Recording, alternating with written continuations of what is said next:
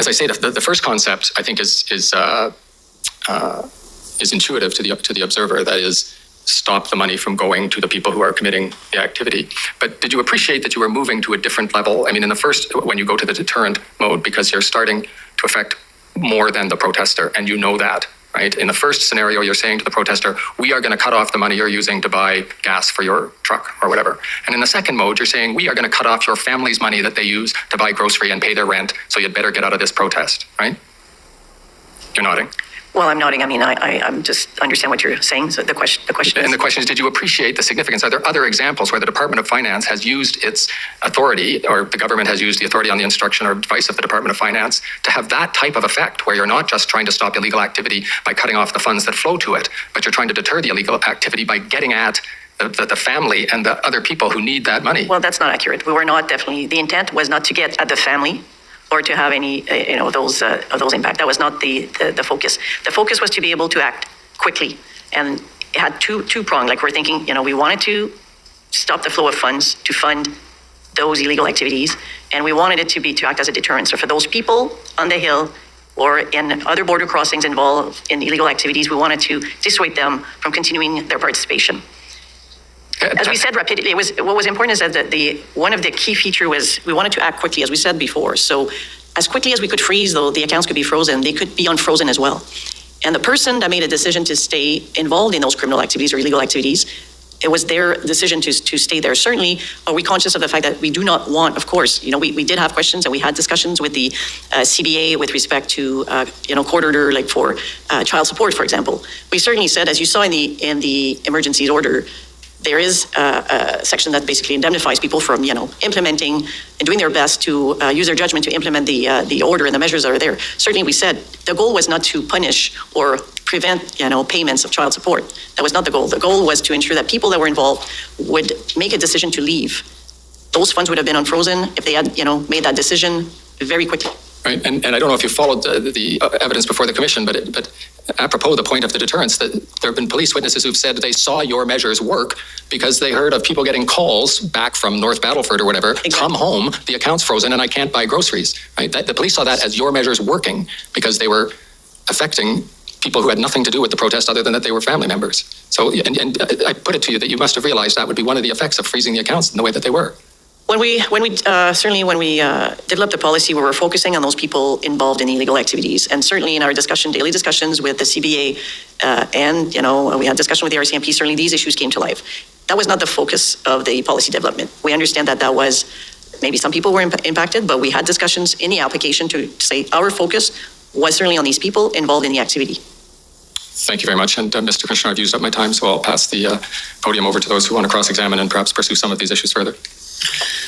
Okay, thank you. I guess we'll take the morning break at this point to give everyone a chance to stretch a bit. So we'll come back in 15 minutes and start with the cross-examinations. The commission is in recess for 15 minutes. La commission est levée pour 15 minutes. Yes. That was beautiful. There's nothing better. What do you think about those potatoes? There's nothing better. There's nothing better than seeing the evil for exactly what it is, having it exposed, and that's what we just saw right there. That is the three heads of Hydra. That is exactly what we just saw. There, Isabel herself, very specifically, I think was past the buck. You want to do the dirty work, who better than to get this lovely lass right here who enjoys crushing the bookends? And she said it right there, exactly. It was never our intention. It was never our intention to take food out of the mouths of children, to freeze the rent from people, make them unable to pay.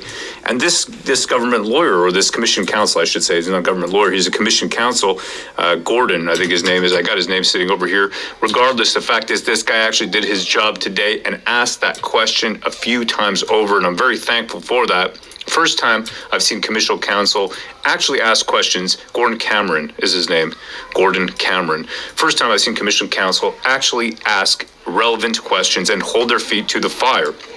Super important to do. She was smoking, her feet were smoking, sulfurous scent was rising. We never cared about the tater tots, right? That wasn't the plan. This hot potato, he kept asking, who implemented the policy? They kept trying to pass the buck off. Oh, it was the banks. There's a screenshot I got over here that he shows right over here. It was the banks. It was the RCMP. We just made the policy. We didn't freeze the accounts. That's what I heard. Exactly. And he's pointing it out over here. He's like, look at this. This is what was put out there. This is the policy. Information sharing. RCMP provided a list that included identities whose individuals who were influencers in the illegal protest. Look at this right over here. Who were influencers in the illegal protests in Ottawa, and owners and or drivers of vehicles who did not want to leave the site. Okay, so who made the policy? Who made the policy? He kept asking that question. Who made the policy? And finally they relented. And Sabia himself, who's so smug, sitting up there as a comptroller, social engineer of the world, so much more intelligent than all of us, aren't they? By the way, this brown egg you're looking at here, Reese Mendez, he's on the Bank of International Settlements. That's right, the BIS, which is the Bank of Banks. If you don't know what that is, let's look into it a little bit over here.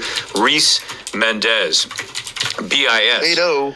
Yeah, that's it. This is some serious stuff here. If you don't know what the BIS is, well, I suggest you look into it a little bit when you get some time. But, okay, right over here, he's written articles. It says here does not work for the BIS, but he has written articles for it.